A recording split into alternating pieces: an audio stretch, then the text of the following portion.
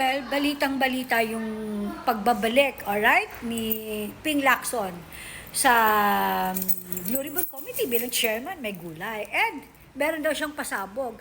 Meron din siyang surprise na matinding state witness daw sa flood control project.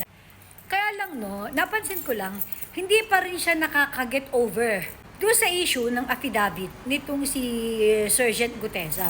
According kay Pinky Lacson, fake daw yung signature noong abogado na pumirma doon sa affidavit nitong si Sergeant Gutesa. Pwede ba, Pinky Lacson?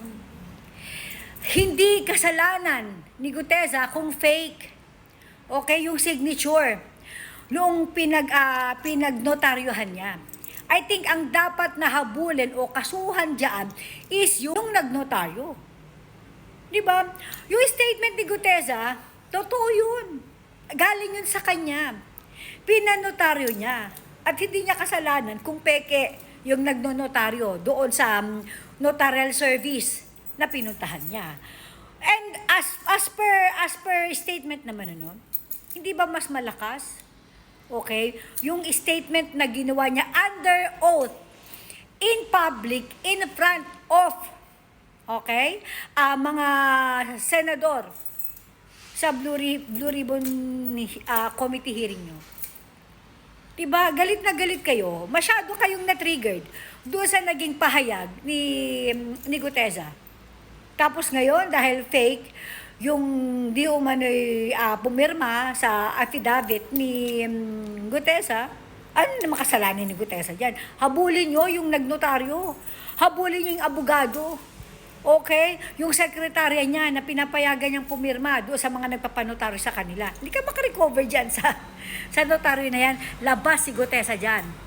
Okay, labas si Gutesa dyan. At paulit-ulit, pwedeng gamitin, okay, ang naging pahayag publicly, live sa committee hearing ng Senado nung nakaraan, yung kanyang naging pahayag. Ito ay legal at mas magandang basehan dahil ito ay live in front of every all. Oh my God. Anyway, good luck sa pasabog mo, Pinky, Sana this time, siguraduhin mo na magugustuhan ng taong bayan ang gagawin mo. Kasi, di ba, I mean, nasa age ka na pa-retire ka na rin sa politics. Kasi, lahat naman tayo tatanda.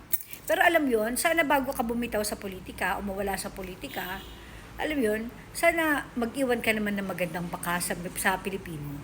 Tandaan mo yan, dadalhin ng pamilya mo kung ano mang may iwang legasya mo sa mga Pilipino. Come on.